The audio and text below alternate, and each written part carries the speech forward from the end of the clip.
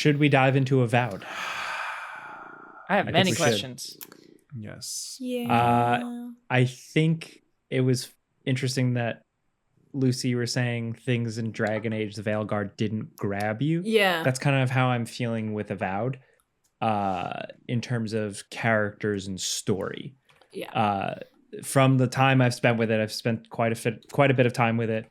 I enjoy the gameplay. Yes. For me, Me it's too. smooth as hell, Totally. man. You So run good. around, you stab, you blast, you zap. Movement speed is really fast. The hit Parkour. feedback, everything is so responsive. Yeah. It's kind of like it's like a perfect answer to how, an old Bethesda game where you would slash left and right, slashing at a creature in front of you until it dies. This is like the perfect next step of that in terms of how the hits feel, how they respond, how your character responds, and how it just lets you kind of go hog wild and have fun and experiment, like mixing and matching. And like I'm holding like a grimoire and casting spells and I'm shooting a gun with my other hand. Oh, that's cool as fuck, man. We're just like sword and shield, magical spear, a wand, and just like experimenting and having fun.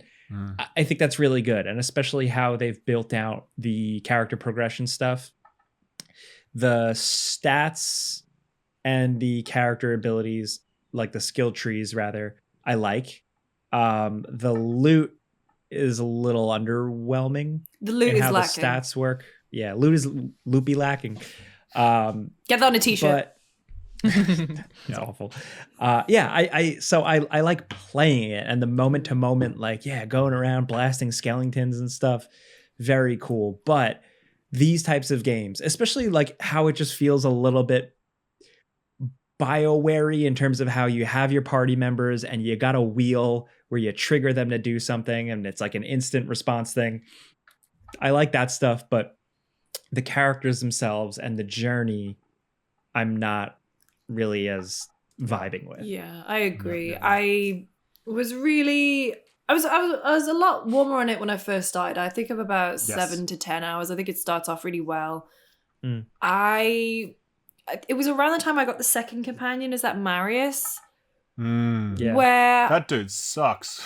I just didn't like him, and I think Yeah, He he's a bummer. sucks, man. He's just always whinging. It's like, shut up, man. He You go from fucking Fishman, who sucks. clearly fucks. Well, he's played by definitely Garrus does. Vicarian's voice Yeah, actor. and then you go to this guy. Yeah. So Yeah. shit, This man. I hate boring that dude. dwarf. and Yeah, he's so boring. there just Do you wasn't. have to recruit people, or is it a choice that you make? Nah, you have to. You have to. That's another problem with the game. They didn't feel like their place in my party was earned, and there was a weird ramping up a familiarity that it just felt very unnatural for them to be chatting away.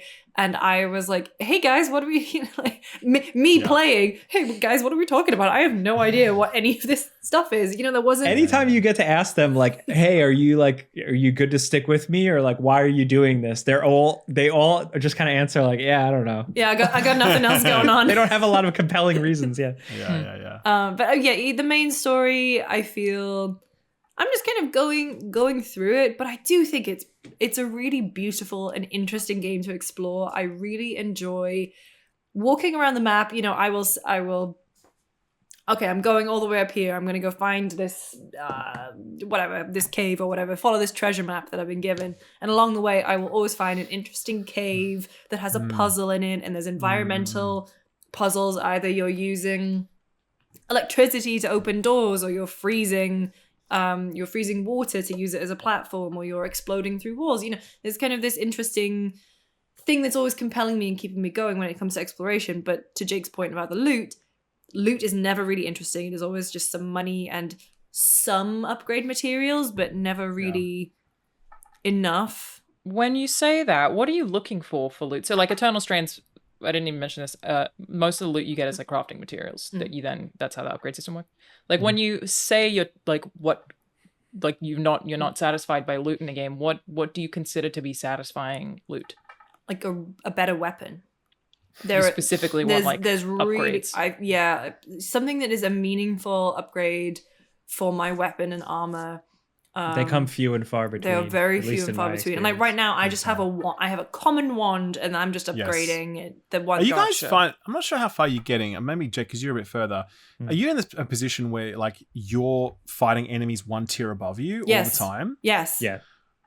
Fuck my life. Okay, so I'm surprised how aggressively the game hits you with that. enough. your armor's not good enough. It's like, dude, I'm working on it. Hit him with a different weapon. They Yeah. keep calling it out, and I'm like, dude, I can't. I'm trying my best. I've done a lot of Yeah. side quests. Leave me There alone. is something wrong with the economy of this game. Like Yeah. it doesn't work. I'm now about to finish it, and I'm like consistently fighting. You're enemies still that are hitting one tier above me. The whole Wow. game I've been in that basket, and I've been doing Yeah. side quests.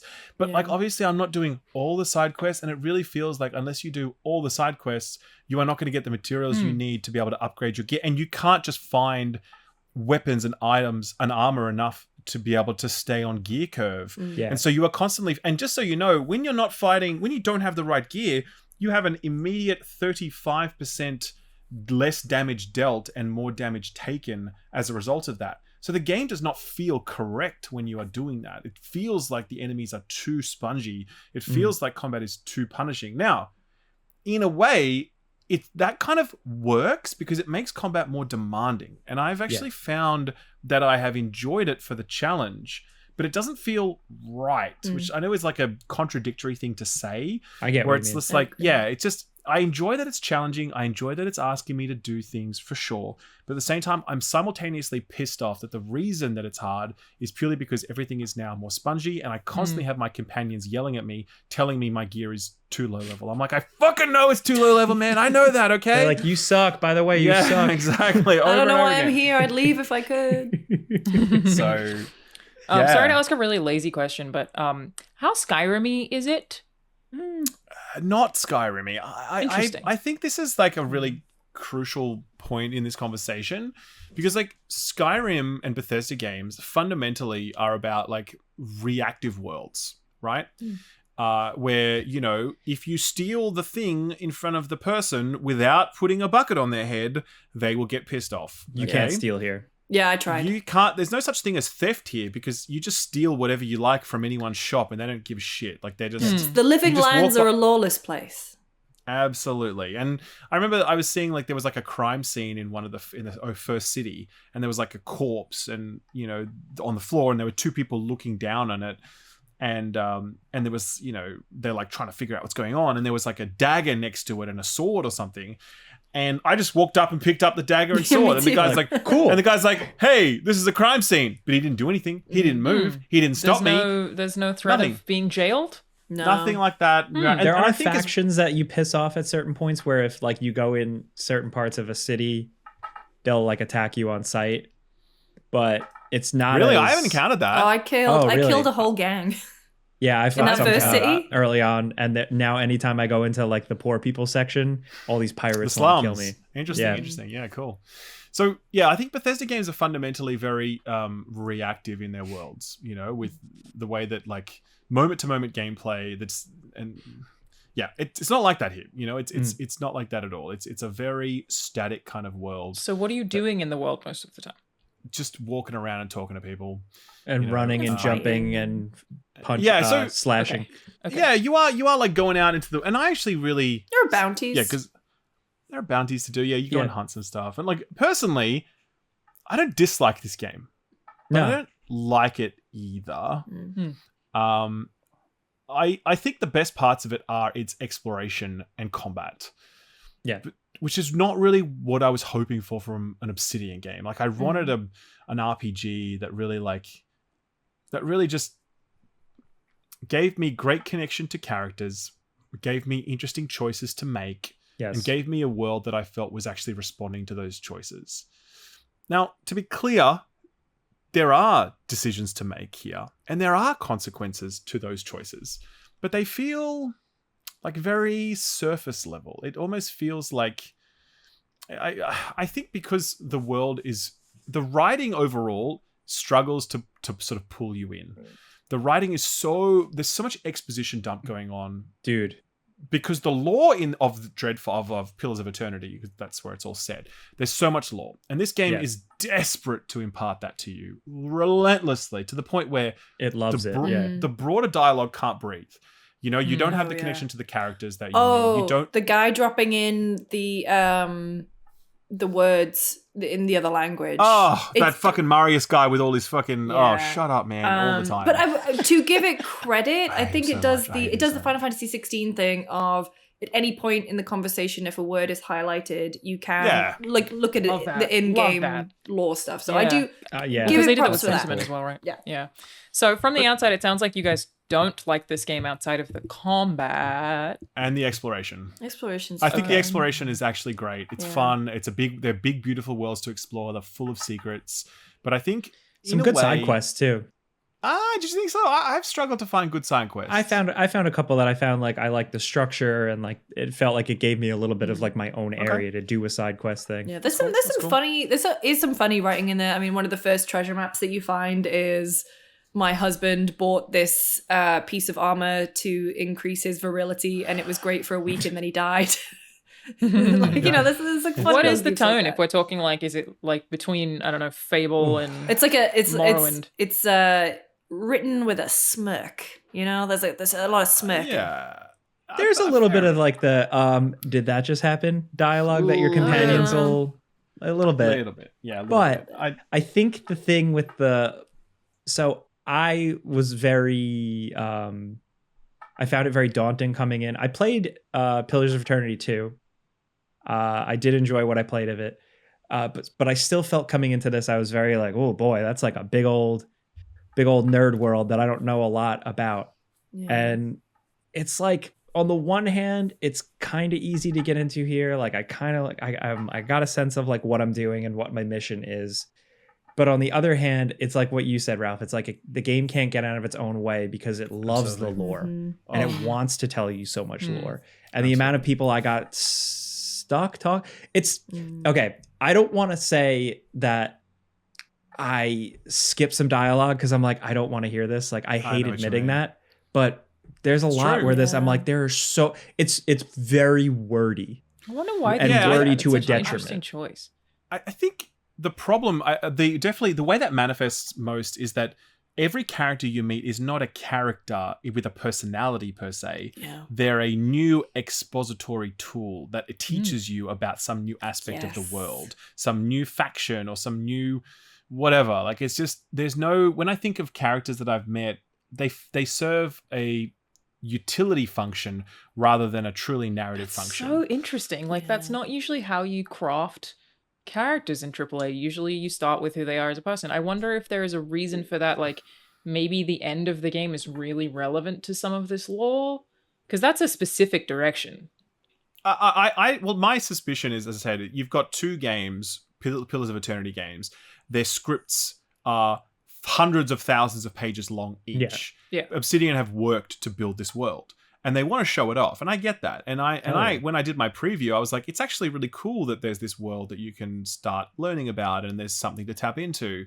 But there is a balance that I just completely lost here, And I think Kai, and I don't know what you guys think about this, but you haven't met the other companions later on. But like, Jake, you've met, and whatever. Kai is like, I think he's a different companion to the others. I actually think he's pretty good. I think he's the strongest. He's got a little backstory. He's working. He's got some backstory, but he's not laid it on too thick. He's just feels well done. And then the other three companions, you're like, you all suck. Like, just no, this doesn't work. It just, the writing feels ham-fisted and awkward and doesn't work. I just feel like that about so much of the game, where there's an inconsistency to the writing, where sometimes it really lands and you're like, oh, okay, cool, and other times you're like, no. The main storyline as well, it's so bad. You've got a voice in your head that's constantly talking to you, but it's just saying inane drivel the whole time, and it goes on kind of for it goes far too on long. and on. And in the beginning so often that I was I was like, you could just go away for a couple hours and then come back at a pivotal moment. I don't have to. Is it so bad? Like, I'm like almost like, am I like not, like, is it a matter of mood? I don't think it is, but it's like every time I would rest at the camp early in the game, Every time. I would be then hit with this voice in your head cutscene. It's kind of like the mind flayer thing from Baldur's Gate, but like bad times 11 and not as thrilling. Nowhere near as good. And also clearly, and I haven't reached the end of this game, but clearly this thing that's in your head is not to be trusted. Yeah. But like the dialogue also doesn't let you truly explore that. Like again, with the mind flayer, you really could make some decisions that, you know, that position your dialogue and options with the mind flayer that you're like, no, I'm not about you. Fuck off. Could also and there are shag it. some of you also could shag it. There are some decisions like that in Avowed where there's this voice in your head offers you some boons and you can reject them, whatever. But it still feels like every new conversation you have with them is reset to 0, where you can just choose to go along and choose to trust them and choose to be affectionate toward them, even if you've put in dozens of conversations before that where you're telling this voice to go fuck itself. Yeah, you know? that's a good point. Yeah, it doesn't feel right. It just feels. But I think a lot of the game's writing is similarly like that, where it. You know, I think with companions, like you can say mean things to your companions, but they'll never leave you. They'll never do anything about it. You know, they so won't remember that. Like they won't remember that the next time you interact with them. And I think that's kind of like RPG biggest... light in a way, because like I don't remember that being a thing in the Outer Worlds. But I also, played it ages ago. So no, the Outer Worlds definitely had you could piss off companions for sure, right? And they will not go. Yep, absolutely. And I think it's going to be there are like 2 interesting companion pieces for this, which is like Veilguard and Outer Worlds. Okay, Outer Worlds copped a lot of shit for being like really small and stripped back and similar not deep RPG enough light and kind of thing. Yeah, similar RPG light thing. But I quite enjoyed that game for its like quite cheeky writing, you know, like I actually really enjoyed the characters that I was meeting, the scenarios I was going through. I also didn't feel like the characters in that game, again, that I remember, were exposition dumps. Correct. Because there wasn't all this lore that they needed to try and felt like push they out. You know? Maybe so they're like, this is so valuable, let's focus on sharing it all the time, and that was like a specific direction they went in. It's just a really interesting choice to me. Totally. So I think that's fine. So I think, you know, this works much better as a playable video game with scale and explorable areas and combat and all that's dense worlds. Really good. Yeah, but on the character side and the plot side, it's significantly weaker. And I think in terms of real reactive choice that feels good and it feels like the world is responding to that, I think Outer Worlds was much better than this is. But I think the other companion pieces like Veilguard, and I think many of the same criticisms you could level at Veilguard, you could level here, which is that like this is ultimately, I think, an action game with some light RPG dribbled over the top of it. Yeah. And for that, it feels very disappointing because you don't want that from Obsidian. You want them to go deep on the RPG stuff. You want them to, you know, come up with some shit we haven't seen before. Like Avowed feels like a game you've played before. It feels just like content. You know, it really does feel like content. It feels woof. Woof. I don't, and I'm again, do I not recommend this? No. I'm just like, there are some pros to this that I've enjoyed for sure. You know, I definitely have, again, speaking comparatively, I enjoyed this much more than Veilguard. I do think that its combat and world exploration stuff worked much better for me. But overall, I still walk away from them feeling disappointed that they're such shallow RPG experiences. And contrasting that to something like Kingdom Come, which I'm also currently playing through right now, and I'm 60 hours deep in that or whatever, that is a fucking remarkable video game, man. That is such a good video game. I can't get over how good that video game is sometimes, right? It's so good. And it's so hard and dense. So hard's not the right word, but it's just dense and demanding, and it really asks you to just commit to it, you know. How do you feel about Stalker to in this? Well, I think Stalker I had a different experience because I played it pre-patch and it was so buggy. You know what I mean? But those elements that were working with Stalker for me, I was resonating with. You know, I'm into games, and I guess a broad thesis here is that like I think these studios are scared to make truly demanding games because they feel like they need to tap into broader audiences. Well, it's actually much more risky to make a kind of high-level game that doesn't really commit to anything. Like, yeah, give me Pentiment, man. Go weird. Oh yeah, 100%. Making Veilguard and Avowed is more risky than it is making Pentiment or Kingdom Come. Like that's the truth, you know. And I think it's just this kind of generic light RPG thing doesn't win you more players because it's got broad-based appeal. It loses you players because you lose the people who are actually looking for good, strong, robust RPG experiences. Can you give me a, like, if you like these two games, you'll love Avowed. Like, what are who's the audience that you think will really gravitate towards this? Because Pillars of Eternity, maybe. If you're looking for an action-flavored Pillars of Eternity, if it you could be love that's the Aora. market they're trying to get. It could be, because that was PoE2 was so successful. I can't I've imagine that seen anyone who was people- really into a CRPG is I gonna be agree. into this. They're I so can't different, imagine that. but Yeah, that's a good I point. feel like if you So- I mean, I don't know. You know what? I actually, funnily enough, this reminded me heaps of Immortals of Avium, actually. And if you liked Immortals of Avium, you might like this because the combat is so similar. It's actually, I think, much better than Immortals of Avium as well. Like, I think the combat in this, like the spell slinging and open world exploration is really solid.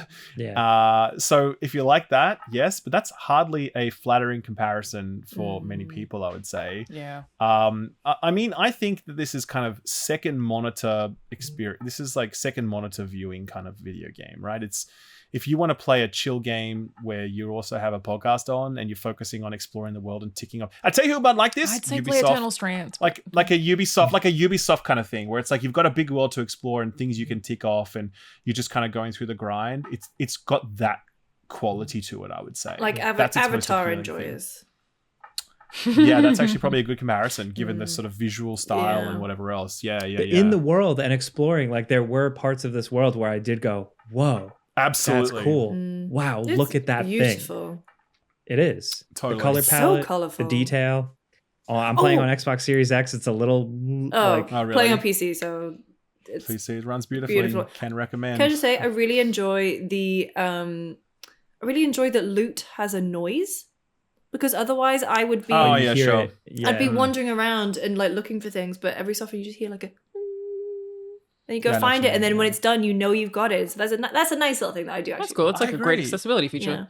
Yeah. It really is. And it also does encourage you to explore, because you'll hear a noise and you're like, oh, there's something Where up is it? there, but I can't get there. Yeah. Yeah. And then you need to go around the Yeah. cliff line and find a path up, and then it leads you back there. And that's when this game is at its best, funnily enough, when there's Yes. a little thing you need to get to and you're not sure how to do it, and you figure out your way to do it, you know? So it's almost a bit sort of like Dragon's Dogma-esque, where you're just kind of roaming around the countryside, getting into some adventures and stumbling upon stuff. It's that. Nowhere near as good as that, don't get me wrong, because I absolutely love Dragon's Dogma for that. It's incredible. So yeah, I think it's a hard pitch, this one. I think it's angling towards like your Bethesda / Skyrim enjoyers, and I don't think they're going to be satisfied. I think your You can play it in Obsidian- third person and it's awkward. Oh, I haven't. Yeah, I really, didn't I haven't even tried. I haven't It's in even the tried menu. that. Yeah. It's in the I menu. know. I just stumbled upon it. I was like, wait a minute. Yeah, what? I didn't Yeah. try. I can play it in Yeah. third person, and there's like some animations to it. It's just very tuned for a first person game, so it Course. doesn't feel right. But the fact that you Course. can do it, but you have to manually enable it on and Yeah. off in the menu. Yeah, that's Weird. weird. So I don't Okay. know. Like I think this one is gonna struggle a little bit, to be honest with you. I've definitely spoken to some other reviewers who are on a similar page to us, Mm. which is like, it's not bad, Yeah. but it's also not good. I think my advice to people with this one, I'm nearly completed, right? I nearly completed it. I think if you play through the first zone, you've seen enough at that point. Like you really have seen enough, because you've seen how the combat works. You've explored what I think is the best zone in the game. I think it's the most interesting and fun to get through. You've learned all the systems. You've met the best character in Kai, your companion. I think it's okay to step off at that point. I don't know that there's really much more reason to keep going. But if you do want something that you can just play while you're chilling out and listening to a podcast, yeah, you can do that with this game. But again, that was never what we wanted from Avowed, and I think for that reason it is disappointing. You can So, also play Eternal Strands instead. Not that I've played Yes. it. It might be great. I understand but what you mean. Eternal No, Strands that's is it. actually really good. But that's a good point, and there are a lot of other games. And the whole time I was playing this, I was thinking to myself, man, I wish I was playing Kingdom Come right now. Jesus Christ. Yeah. I miss Kingdom Come so much. Jesus Christ be praised. That's right. Getting hungry. No, I really, I was thinking that a lot. So Bummer. I know, right? It's not what I expected. Well, I on wonder a what- bright side, I'm happy that I like the combat feel, and I'm Yes. hoping Yeah, that combat is Obsidian can take really- that momentum into their next things. Absolutely. I think people will be really pleasantly surprised by just how good the combat is in this game. I think a fantastic template that either Obsidian will carry forward or other developers will carry forward, because I think they nailed first-person melee and spell slinging better than any other game before. That combination, right? First-person melee. I think games like Darktide and or even Dying Light and those sorts of games have done it better in terms of their mechanics. But spell slinging, I can't think of a game that's done first-person spell slinging better than this. Not many games try, to be fair, but What was like they really Spell Break? What was that game? that battle royale one. I never played it. I'm just Sure. trying to think. Yeah, That actually was pretty fun. Yeah, so I am that's not a a hard huge thing to fan nail. of Elder Scrolls first-person combat personally. No. Like, I know a lot of people like it, but it's never been my thing. And so that's the thing on this that you're selling me on the most, is that it sounds like they've like found a way to improve They that have. a lot, and I'm very curious to try that. They really have. But even just like the enemy types, there are healers active later in the game, and if you don't shut them down, the amount of healing they can output is crazy. Oh, man. So you Yeah. need to like zero them down, and then after that, there's dudes bum rushing you while also rangers, like archers, are over there. Combat is surprisingly strategic in terms of your positioning and also using your party's abilities, managing your resources. Good It abilities. is Yeah. a surprisingly, don't think of this as just kind of a spammy thing. It's actually quite strategic combat, which again is not easy to do, and I Yeah, think that's they awesome. crushed it. So yeah.